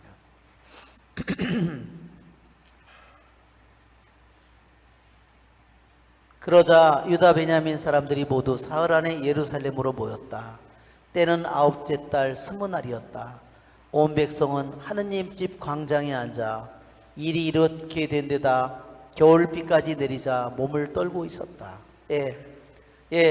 바로 그 일을 실행해야 되는 일도 두려운 일이기도 하고, 그렇죠? 왜? 얼마나 반대를 많이 할까, 뭐 여러 가지 걱정이 많겠죠. 그리고 실제로 자기가 그렇게 결혼한 사람들은 내보내야 되잖아요. 그러니까 어떻게 했어요? 어떻게 하지? 왜? 어떻게 하지? 그거는 내가 너무너무 사랑하는 사람인데, 그쵸? 그 걔네들을 어떻게 내보내? 너무너무 그렇게 떨리는 데다가 겨울비까지 내렸다 그랬어요. 유대인의 달력을 보면요, 유대인들에게 우리는 겨울에는 비가 잘 안 오잖아요. 근데 이게 에즈라가 하루 종일 이렇게 엎드려서 넋이 나가서 있는 이 모습을 보고 사람들이 이제 울면서 모여온 거죠. 자, 이게 이제 모압 여자들 뭐 이게 또 아까 탈출기의 그런 얘기입니다. 이게 피느하스가 창으로 찔러 죽이는 그러한 장면이에요. 예, 여기 보면 유대인들의 달력을 보면 유대인들이 비가 오는 그런 계절이요. 언제 비가 오기 시작하냐면 여기에 첫비라고 적혀 있죠. 여기에 첫비이고, 그 다음에 웻 시즌이라는 것이 여기가 비가 많이 오는, 아주 비가 제일 많이 오는 때고요. 이때가요, 말하자면 늦비예요. 이게 이른 비고요, 첫비고요, 이게 늦은 비예요. 그러니까 가장 이게 장마철이라고, 우리는 장마철이 여름이잖아요. 이 사람들은 장마철이요, 한겨울이에요. 말하자면 12월, 1월 이때가 이 사람들에게 장마철이에요. 웃기죠? 우리랑 좀 뒤집어진 거죠. 네, 뒤집어지면 되니까 뭐. 그 대신 첫비는 여기 첫비 티시리달 지난 다음에요, 즉 유대인이 초막절 축제를 하고 천막을 치잖아요. 그때 천막을 칠 때 그때가 비가 오기 시작하는 때라는 겁니다. 초막절 축제가 7월 1일 날 말하자면 신년제를 지내고, 7월 10일 날 속죄일을 지내고, 욤키푸르를 지내고, 7월 15일서부터 22일까지 제일 유대인들이 기뻐하는 초막절 축제를 지내는데, 이 텐트를 치고 사는 때잖아요. 그때 이를 뭐 부스 축제라고 쉘터라고도 그러고 이런데, 이때부터 그것이 끝나면서부터 바로 첫 비가 온다는 거죠. 그러니까 많이는 오지 않는데, 저 첫 비는 무슨 역할을 하느냐, 파종을 할 때 씨를 뿌리는데 그때 씨를 뿌리는 거예요. 씨를 뿌리려면 그 씨가 싹이 트는 역할을 하는 겁니다. 이른 비는 무슨 말인지 아시죠? 그 다음에 이른 비는 가을에 뿌리는 이 씨앗이 싹이 트게 만드는 역할을 하고, 늦은 비는 무슨 역할을 하느냐면요, 밀과 보리가 이렇게 여물어 가는 때예요. 그때 비가 안 오면 알곡이 잘 들어차지 않는데요. 그러니까 늦은 비는 뭐예요? 알곡이 꽉 들어차도록 만드는 비가 늦은 비예요. 이른 비는 무슨 역할을 한다고요? 싹이, 밀이나 보리가 싹이 트도록 하는 역할을 하는 것이 이른 비고, 늦은 비는 알곡이, 밀이나 보리가 딱 알맹이가 쏙 꼭 들어차도록 하는 역할을 하는 것이 늦은 비예요. 그러니까 하느님께서는 이른 비와 늦은 비를 제때에 골고루 알맞게 내려주신다 하는 겁니다. 우리에게도 그렇게 하시겠죠? 네. 자, 그런 가운데 에스라 사제가 나서서 그들에게 말하였다. 여러분은 배신하여 이민족 여자들과 혼인하고 그럼으로써 이스라엘의 잘못을 더 보탰습니다. 죄의 죄를 졌다는 거예요. 자, 이제 주 여러분 조상들의 하느님께 찬미를 드리고, 이 찬미를 드린다는 말은 다른 말로는 또는 고백한다, 이렇게도 우리가 번역하고, 또는 감사를 드린다, 토다라는 히브리 말로는 이 토다예요. 지난번에 감사 제물을 할 때 한 것처럼. 그리고 그분의 뜻을 실행하십시오. 이 에스라서에서 그래서 죄를 뉘우치는 사람은 분명히 주님의 말씀을, 주님의 뜻을, 토라를 실행하는 것이 우리들이 회개하는 것이다. 이 지방 백성들 그리고 이민족 아내들과 갈라서십시오. 그러니까 거기에 그 지방에 귀향을 갔다가 와서 그 사람들이 거기 와서 자리를 잡고 살기 시작했는데, 이미 거기에서 옛날부터 살던 모압족 무슨 족 그 수많은 사람들이 이미 기반을 잡고 거기에서 부자가 된 사람들이 있잖아요. 그런 사람들을 이제 하고 집안하고 결혼을 한 거죠. 그러자 온 회중이 큰 소리로 대답하였다. 갈라서라 그랬습니다. 자, 여기에서 보면요, 이게 이혼이 아니에요. 이것은 왜냐하면 이것은 왜 이혼이 아니냐면요, 애당초가요 결혼이 아니에요. 하느님 법으로는요, 아까도 그랬죠, 이 신랑과 신부가 누구의 이름을 부른다고 그랬어요? 계약을 맺을 때 하느님의 이름을 불러서 계약을 맺는다고 그랬죠?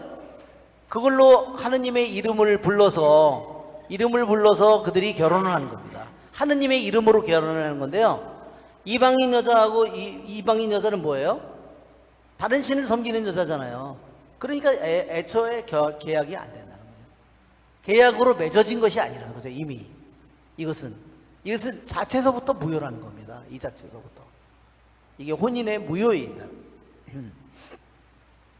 그래서 유대인들이 이혼한다고 하는 그 기절과 완전히 다른 기절이에요.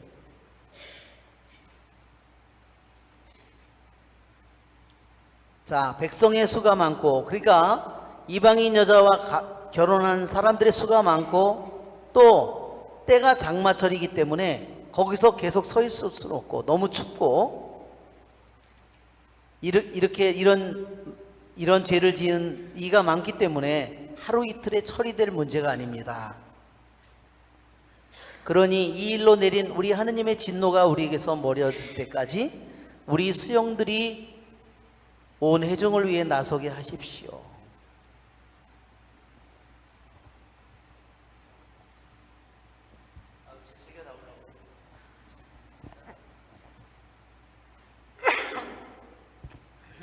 아이고 죄송합니다. 하여튼 골고루 하네요.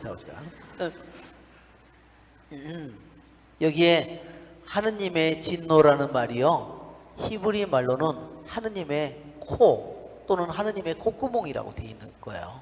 그게 왜 그렇죠? 이 코에서 그게 나오듯이 그러니까 굉장히 표현이 그렇게 그것이 분노를 의미하는 말입니다.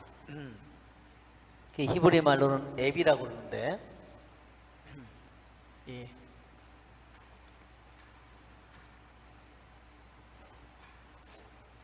이 말이 하느님의 콧구멍을 의미하는 말이에요. 하느님의 콧구멍이 있을 리 없죠? 네. 네, 콧구멍이 있으면 또 코딱지도 있어야 되고, 그렇죠? 그러니까 이게 인간으로 표현하면 막 화난 사람이 막 그래서 막 호에서 김이 막 분노의 그 기운이 튀어나오는 거, 그런 것으로 표현을 한 겁니다. 자, 아까 우리가 탈출기에서 황금송아지를 했을 때 하느님의 진노가 터져 나오고, 또 모함 여자들과 불륜을 저질러서 그들의 신을 섬길 때도 하느님의 진노가 터져 나와서 하루에 24,000명이 죽고, 또한 탈출기에서도 3,000명이 죽고, 그렇지 않으면 전부 다 멸망, 모세가 증언판을 깨뜨렸기 때문에 그래서 멸망하지 않았습니다.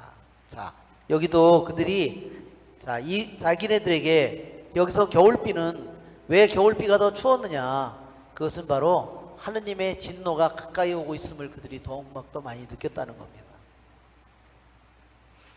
자, 이 일로 하느님의 진노가 우리에서 멀어질 때까지 우리 수령들이 온 회중을 위해 나서게 하십시오. 그래서 대표를 뽑는 겁니다. 16절에 돌아온 유배자들은 그렇게 실행하기로 하였다. 그리하여 에즈라 사제는 각 집안의 대표로 가문의 우두머리 되는 사람들을 모두 지명하여 뽑았다. 이들은 열째 달 초하룻 날에 그 일을 조사하려고 자리를 잡았다. 그리고 첫째 달 초하룻 날에 이민족 여자와 혼인한 모든 남자에 대한 조사를 마쳤다. 이제 백성을 하나하나 다 이제 조사를 해서 실제로 결혼한 사람들이 몇인가, 그걸로 다 몇 달에 걸쳐서 조사를 해서 9월 달부터 하고 10월 달부터 초하룻 날에 시작해서 첫째 달 했으니까 약 세 달이 걸린 거죠. 그랬더니 이름이 나오는데, 여기도 보면 사제들 자손들 가운데서 이 민족 여자와 혼인한 이는 다음과 같다. 여호차닥의 아들 예수아와, 그게 대사제예요. 그리고 그 집안 사람들, 그들은 아내를 내보냈다고 서약하고 자기들의 잘못에 대한 보상제물로 순양 한 마리를 바쳤다.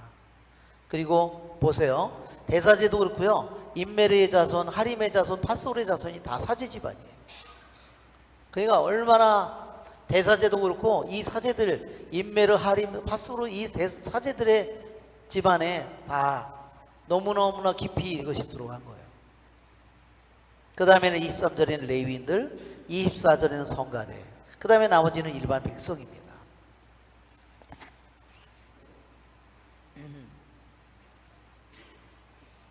자, 그렇게 이름이 나와 있어서 44절에 이들은 모두 이민족 여자와 혼인하였다가 아내와 자식들을 떠나보낸 사람들이다. 그런데 안 내보낸 사람도 있었죠? 거기에 보면 자, 15절에 오직 아사엘의 아들 요나탄, 티크와의 아들 아하지야만이 반대하였고 무슬람과 레위인 사부타이가 그들에게 동조하였을 뿐이다. 그러니까 이 사람들은 그걸 반대한 거예요. 그러니까 거의 다 대부분이 다 내보내고 아내도 자식들도 다 내보냈는데, 떠나보냈는데 결국은 그것을 내보내지 않고, 그럼 이 사람들 어떻게 됐을까요? 재산 뺏기고 다, 그리고서 회중에서 쫓겨나서 어디로 갔을까요? 모압 땅이든지 어디든지 돌아갔겠죠. 모압 땅이든지 바벨론이라든지 어디로 돌아갔겠죠. 이 이집트에 그 엘레판틴이라는 고고학자들이 발견한 겁니다. 엘레판틴에 유대인 공동체가 있었는데, 거기에서 그들이 그 유적에서 파피루스를 발견했어요. 그 내용을 다 읽어보니까 거기에 유대인 공동체가 있어서 에집트 땅에, 그런데 거기서 그들이 제사를 지냈어요. 그것은 불법이죠? 이스라엘 예루살렘 말고 다른 곳에서 제사를 지내면 안 되는데 그들이 거기서 제사를 지내면서 유대 공동체를 크게 만들어서 살았어요. 그런데 결국은 이게 언제냐? 5세기 BC예요.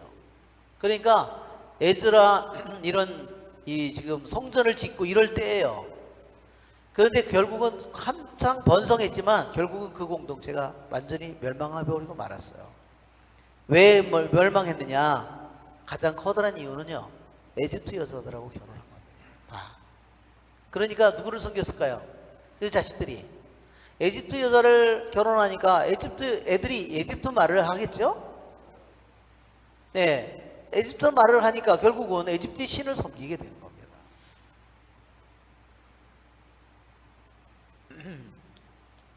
자, 우리 교부들은 이 에즈라의 이 기도를 에즈라가 한 것을 어떻게 해석했느냐?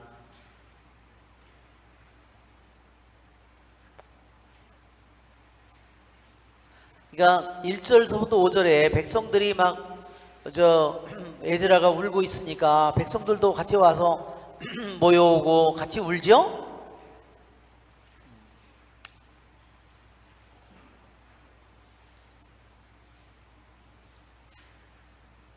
먼저 의로운 이들이 모였고, 그 다음에는 나중에 죄지은 달도 모여왔고, 나중에는 여자든 어린아이까지 나중에 다 모여와서 같이 회개를 하게 되었다. 뉘우치게 되었다. 그랬습니다.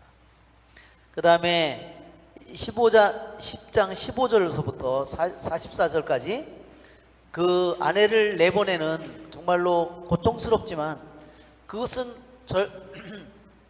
반드시 그들이 실행해야 될 일이었습니다. 우리들이 어떤 죄악에 빠졌을 때 만약에 죄가 우리 안에 들어와서 자리를 잡고 있으면 그걸 도려내야 되겠죠? 암이 있으면 도려내야 되는 거와 똑같은 겁니다. 낫기를 원하면서 암을 그냥 내버려 둔다면 치유는 되지 않겠죠?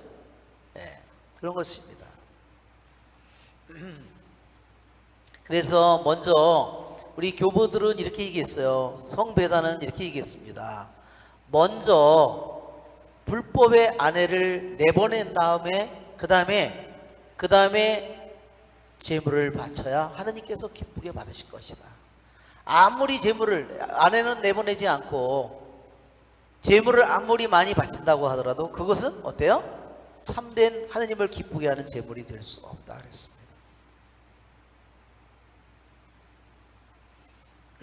자, 우리 성배단은 또 이렇게 얘기했어요. 자,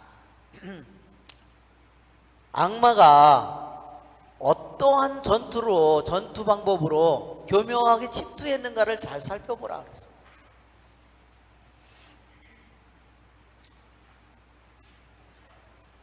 그들이 분명히 70년의 귀양살이를 하고 돌아와갖고 자기가 바빌론 또는 페르시아의 그 좋은 여건에 거기서 사는 그 모든 자기가 누리던 모든 것을 아낌없이 자기가 다 버리고 좋은 자리고 직업이고 뭐이고 다 팔고 그 힘든 다시 귀환을 했는데 그 사람들이 성전을 못 짓도록 그렇게 많은 반대를 하고 그 모든 시련을 이겨내고도 견딘 사람들인데 그 모든 어려움들을 다 정복한 사람들이었는데 어떻게 이방인 여자 때문에 그렇게 멸망할 수가 있었느냐. 그래서 한편으로는 외적으로는 그들이 외적으로 자기에게 성전을 못 짓게 하고 뭐하고 수많은 그러한 도전을 악마의 공격을 그들은 다 이겨낸 사람들이지만 그런 유혹을 견뎌내서 이겨냈지만 그러나 자기들 자신의 욕망이 그렇죠? 욕망이 뭐예요? 젊은 여자 늙은 아내 내보내고 젊은 여자 또 그 여자 집안이 돈이 많은 집안이야. 집안이 좋은 아주 부유한 집안이야. 그 결국은 거기에 그게 뭐야? 그게 욕망이다. 결국은 내적인 그것은 어디에 있어요? 반대자들은 밖에 있지만 그렇죠? 반대 외적인 공격은 그들이 다 외적인 공격은 잘 이겨냈는데 내적인 공격 악마가 뭘로?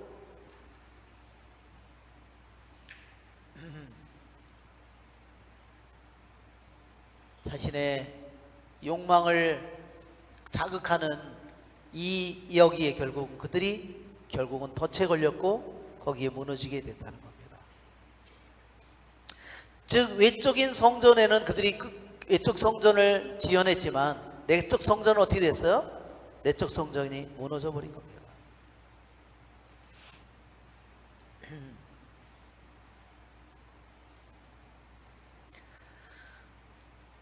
이 사탄의 잔인한 이와 같은 공격이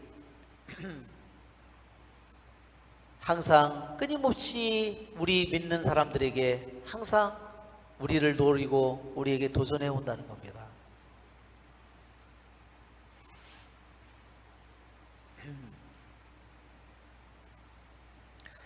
자, 그렇지만 그들이 일단 자기의 아내와 아이들을 내보내고 그 정말 아픔을 도려내는 그 고통을 통해서 그들이 그걸 결국은 성배다는 이걸 말하냐면 자기 탐닉이라고 했어요. 셀프 인돌전스를 했어요.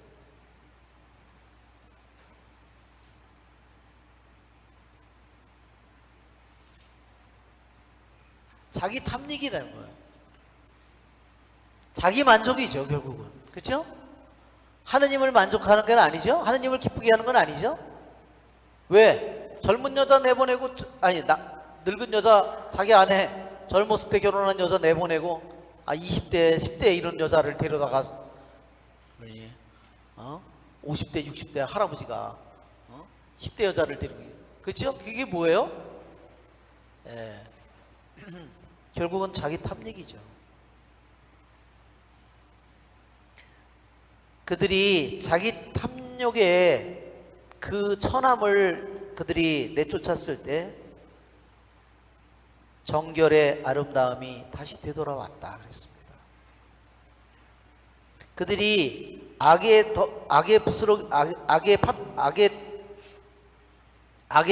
부스러기들을 그가 집어던지자 덕의 향기가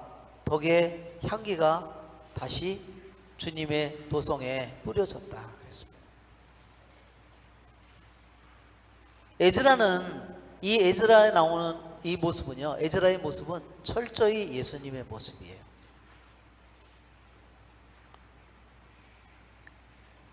에즈라는 거룩한 성경을 회복시켰고 백성들에게 노예로부터, 욕망의 노예, 자기 탐닉의 노예로부터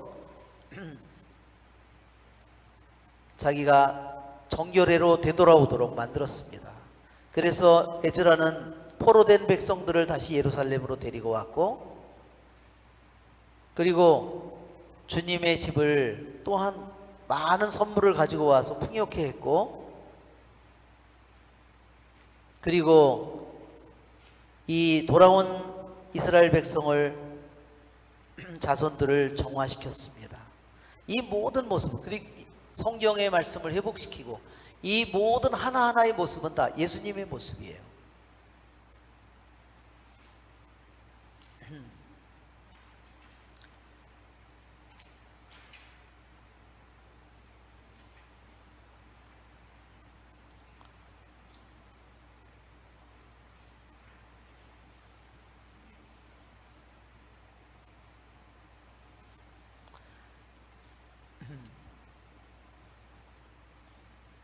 그는 백성들에게 하느님의 법을 가르치는 그러한 지도자를 임명하죠. 모든 백성들에게. 그래서 말하자면 하느님의 법을 가르치고 하느님의 아는 그러한 백성들이 많아지게 만들었어요. 자, 우리 오늘 프린트물을 제가 나눠줬는데,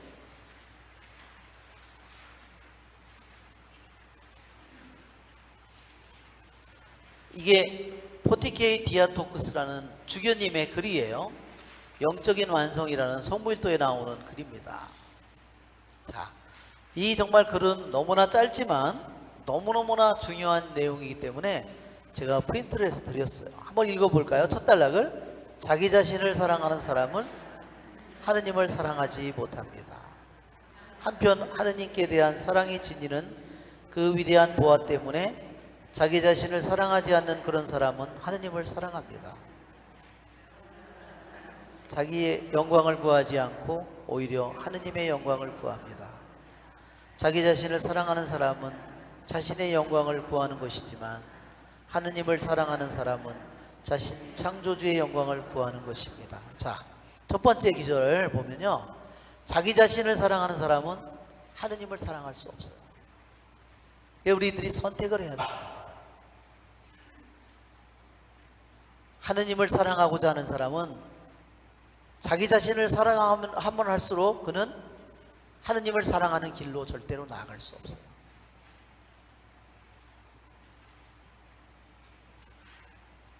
그렇기 때문에 선택을 해야 되는 겁니다. 하느님께 대한 사랑이 지니는 위대한 보화 때문에 자기 자신을 사랑하지 않도록 선택해야 된다. 자, 그 다음 두 번째 단락을 읽어볼까요? 하느님을 감독이 아니라요, 감득이에요. 하느님을 이렇게 말하자면 하느님을 잘 감득하는 거예요. 감지하고 잘 그거를 파악하는 것을 의미하는 겁니다. 하느님을 잘 캐치하는 것을 의미하는 거예요.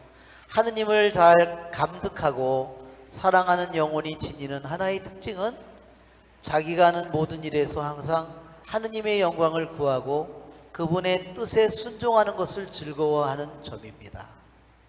영광은 그분의 위엄 때문에 하느님의 것이고 순종은 하느님과 친숙해지도록 하기 때문에 사람의 것입니다. 우리가 하는 일에 기쁜 마음을 지녀 하느님의 영광을 구할 때 요한 세례자를 본받아 다음과 같이 말하기 시작합니다. 그분은 더욱 커지셔야 하고 나는 작아져야 한다. 예, 이게 우리가 까딱하면요 정반대로 돼요. 내가 뭐를 어떤 거를 단체를 했는데 다른 내가 넘겨줬는데 더 잘 되는 것 같다. 그럼 내가 실망하거나 우울해하거나 이렇게 되기 쉬워요. 이게 뭐예요? 이유는 뭐냐면 바로 자기의 영광을 찾고 자기 자신을 사랑하는 거예요. 원인이 거기 있는 겁니다. 그런 것이 나타났을 때 자기의 문제를 딱 자기가 알아야 되는 거예요.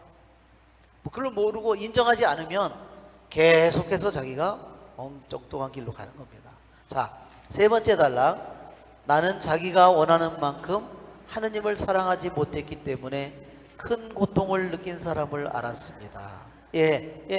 자기가 원하는 만큼 하느님을 사랑하지 못했기 때문에 자기는 너무 고통스러운 거예요. 이 포티케이 디아도코스 주교님이 그랬다는 겁니다. 자기는 하느님을 이만큼 사랑하고 싶은데 자기가 갈망하는 만큼 실제로 자기는 사랑하지를 못해요. 그래서 자기가 너무너무 고통스러운 겁니다.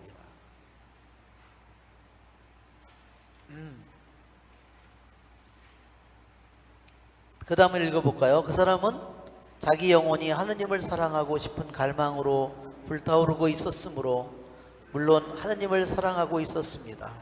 그는 보잘것없는 사람이었지만 그래도 그 사람 안에서 하느님께서는 영광을 받고 계셨습니다. 그런 사람은 말로써 자화자찬하지 않고 자신을 있는 그대로 알고 있습니다.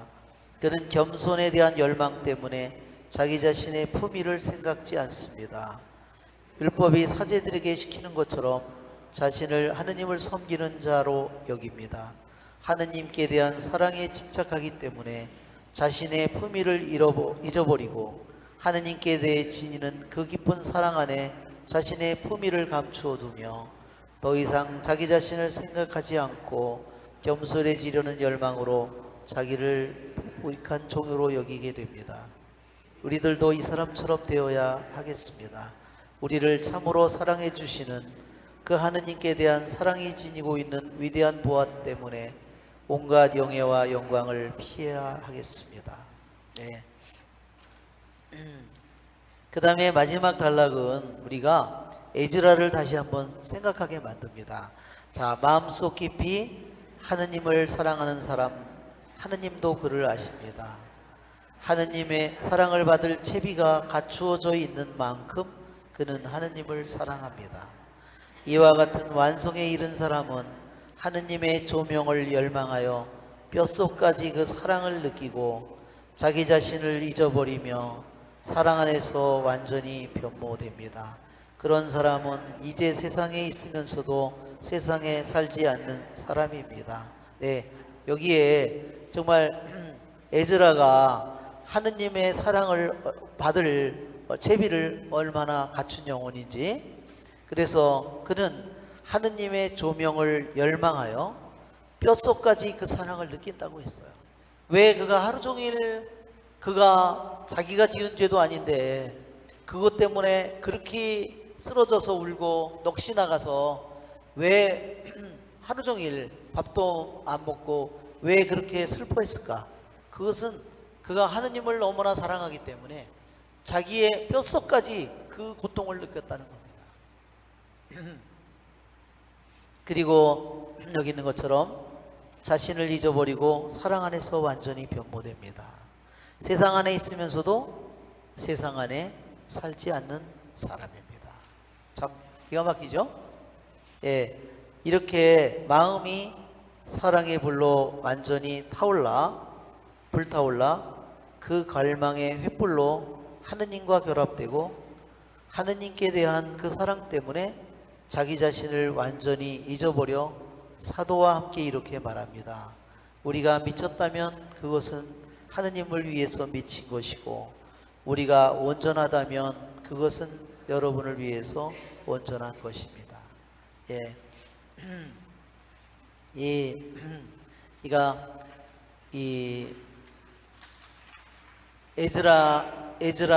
에즈라서는 우리들로 하여금 우리들에게도 죄가 우리들의 사회에 있든 나라에 있든 세계에 있든 그것을 우리들이 같이 내가 하느님을 정말로 사랑하는 영혼이라면 그것을 절대로 기뻐할 수 없을 것이다. 그렇죠? 우리들도 그처럼 에즈라처럼 그것을 가지고 슬퍼하고 그것을 위해서 우리들이 눈물로 기도하고 우리들도 통해야 한다는 것을 에즈라를 통해서 우리에게 가르쳐 줍니다.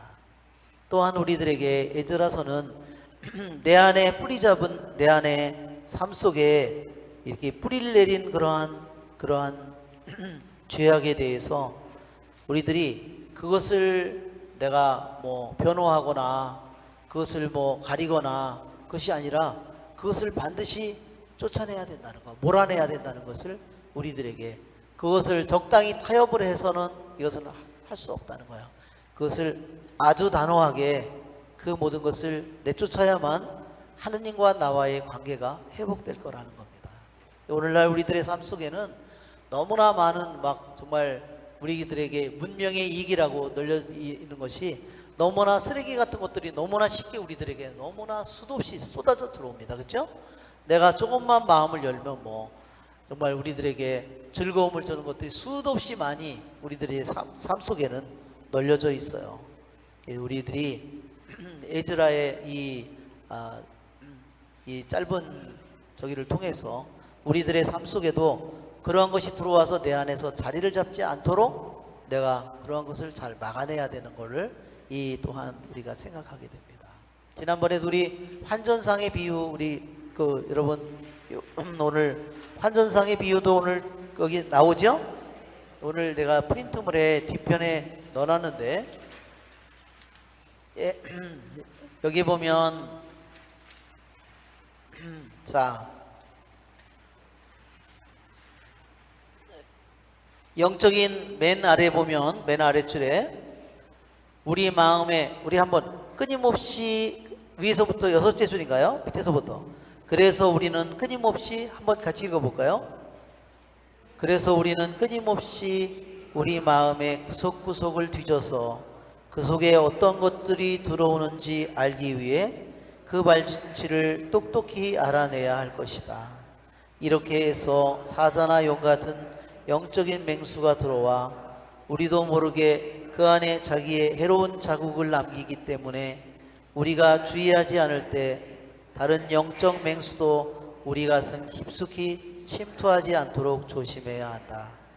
이와 같이 우리는 언제나 순간마다 복음의 쟁기, 곧 주님의 십자가에 대한 끊임없는 기억으로 우리 마음에 땅을 갈면서 해로운 맹수들의 소굴이나 독살스러운 뱀들의 구멍을 싹 없앨 수 있을 것이다. 여기 있는 것처럼 여기에 우리는 언제나 내 마음 속에 들어오는 것들을 나만이 알죠? 그래서 복음의 순간마다 복음의 쟁기가 뭐라고 그랬어요? 복음의 쟁기가 여기 보세요. 복음의 쟁기 곧 주님의 십자가에 대한 끊임없는 기억. 그러니까 복음의 쟁기는요 십자가예요.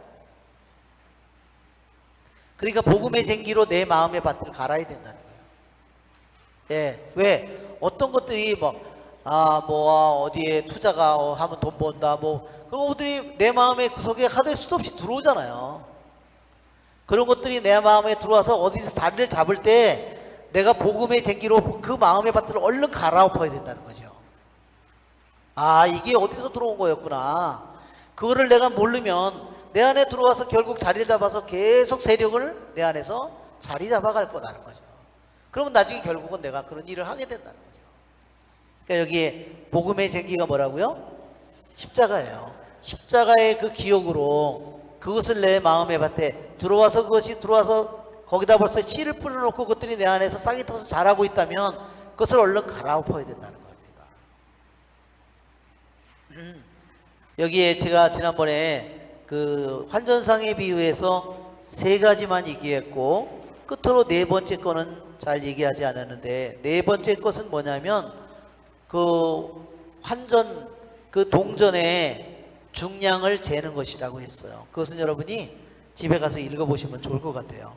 끝으로 그게 뭐냐면 22번에 끝으로 우리는 헛된 자랑 때문에 녹슬고 너무 가벼워지고 제값을 잃게 됨으로써 선배들의 표준에 맞지 않게 된 생각을 불량화폐로 여겨 거절해야 된다 그랬어요. 이게 중량이 모자라는 거야. 마지막 번. 그래서 여러분들이 그거는 한번 집에 가서 읽어보시면 좋겠습니다. 다음번에는 우리가 느헤미야서를, 그래서 원래 에즈라와 느헤미야는 원래 한 권이었어요. 히브리 성경에서는 한 권이었습니다. 그래서 느헤미야가 좀 끝나는 게 좀 이상하긴 이상하지만 이제 느헤미야서에서 계속될 겁니다. 영광이 성부와 성자와 성령께, 성부와 성자 성령의 이름으로 아멘. 수고하셨습니다.